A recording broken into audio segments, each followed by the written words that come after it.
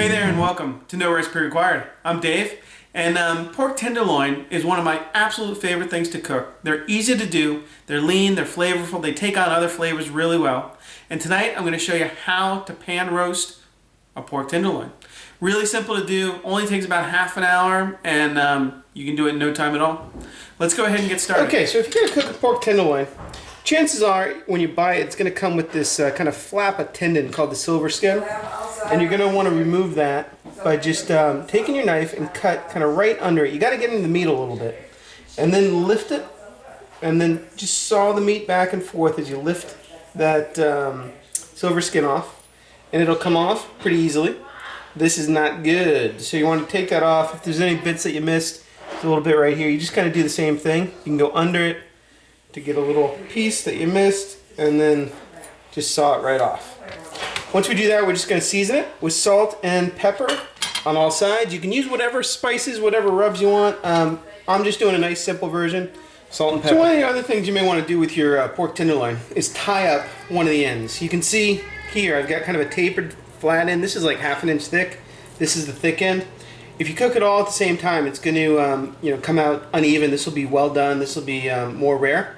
So to help compensate, you just kind of fold that over on itself and tie it on, and then you get one long piece that is of uniform thickness, and it'll cook at the same time. Okay, so let's go ahead and cook off our pork tenderloin. Now, tenderloin, it's not the type of cut of meat where you're going to put it in and let it cook slowly for an hour, 2 hours, get nice and soft. First, it's not that big, not that thick, so it doesn't take all that long to cook through. And second, it's a tender, lean cut of meat, just like a filet mignon. And so no more would you cook a filet mignon for an hour and a half than you would cook a pork tenderloin. Start out with a nice hot pan, seasoned pork tenderloin, lay it down there, leave it alone, probably medium-high heat for 3 or 4 minutes. We're going to brown it on all the sides and then put it in a nice hot 400-degree oven. So I let my pork go for about 4 minutes or so.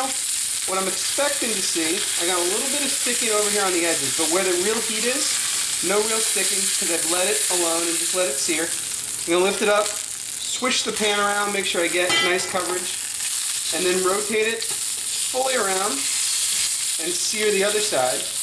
I'm going to make 2 more quick turns to get the 2 edges cooked, and then, like I said, pop it into a 400-degree oven for probably 10 minutes. Okay, so this sear all over on the pork tenderloin, that is the key to a delicious pork tenderloin. The crust is nice and flavorful.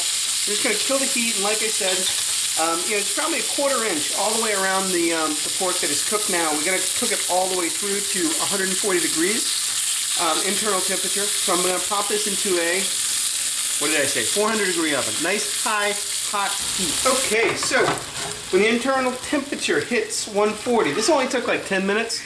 And if you want, use one of these little guides. Super easy to use and very accurate, very trustworthy. If you're not used to like the finger test, absolutely worth the investment. So you gotta let it rest for a good 5-10 minutes. Fortunately, you can do something like make a sauce while it rests. So while your pork rests, there's a 1,000 different pan sauces you can make. We're gonna do a really simple one. I'm just gonna turn the heat back on. I added a little bit of garlic and shallot. You can also use onion. Actually, I'm using onion. We're going to essentially leverage all those yummy brown bits down at the bottom of the pan, along with, like I said, some onion, some shallot. I'm just going to cook these over kind of medium-high heat for probably 3 or 4 minutes. Let the onions soften up a little bit. Just a few minutes. The onions and the garlic are going to be nice and soft. You add in your red wine. You can use any wine you want, but definitely use something that you would drink. Use a good quality wine. And I'm going to let this wine reduce down by half. And I'm also going to scrape up all those yummy bits that are down at the bottom of the pan. Okay, so once our wine is reduced, we're going to add our chicken stock, or beef stock, or vegetable stock, whatever you want to do. You can also throw in other liquids. You can throw in mustard, you can throw in cream, make it a cream sauce. Reduce it down again by half, because we got to get this to a nice sauce consistency. Okay, so once our stock is reduced, we're going to finish it by killing the heat. We're going to grab a wooden spoon and stir in a couple tablespoons of butter, maybe a little bit more butter, which is going to kind of thicken the sauce, make it nice and glossy. You can certainly strain all the onions and the garlic out of there, but you don't really have to. Not a big deal if you don't. and then we're good to go. Let's carve our pork and serve it up. Okay, after our pork rests, we can come in, give it a good slice. You know, I like to do maybe inch wide or so pieces, which I think, you know, maybe 4 or so is a pretty good serving. It should be just kind of slightly pink in the center. I'm serving mine with some potatoes and some green beans. You fan it out nice and pretty. And we've got our sauce, of course, which you can then spoon around it as well. And that, my friends, is how to roast a pork tenderloin.